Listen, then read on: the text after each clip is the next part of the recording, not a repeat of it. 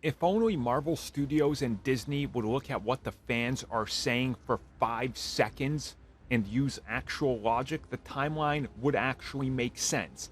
But recently, international territories have started to add more properties over on their international Disney Plus timelines.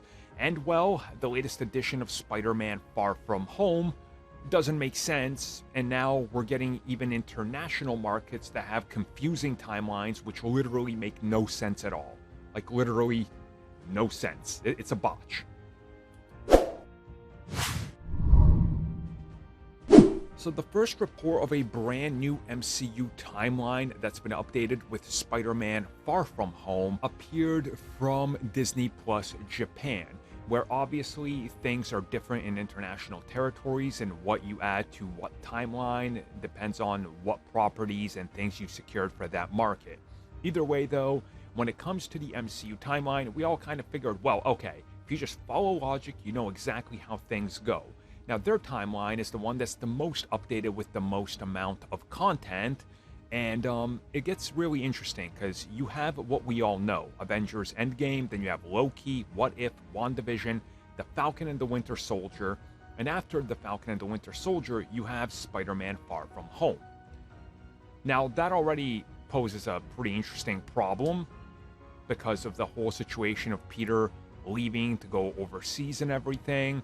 And then how exactly does that work in terms of, you got Shang-Chi and the Legend of the Ten Rings following that. Then you have Eternals, and then you still get into the screw up now, which they still haven't fixed, although one area seems to have, like, just for a moment fixed it, and then it went back to this. So it goes Doctor Strange 2, let me clarify that, followed by Hawkeye, Moon Knight, and Ms. Marvel, which again, can't possibly happen. Now, people that are using their brain have pointed out that just by looking at the seasons where many of these things take place, especially the ones around New York, none of this makes sense. The Falcon and the Winter Soldier, how it connects or how it leads into Spider-Man Far From Home doesn't work for various reasons, and Spider-Man No Way Home, how we know that's going to be placed, doesn't possibly work because of the amount of time that goes between Spider-Man Far From Home, which apparently the films that only come after that are Shang-Chi and Eternals, and then Doctor Strange 2.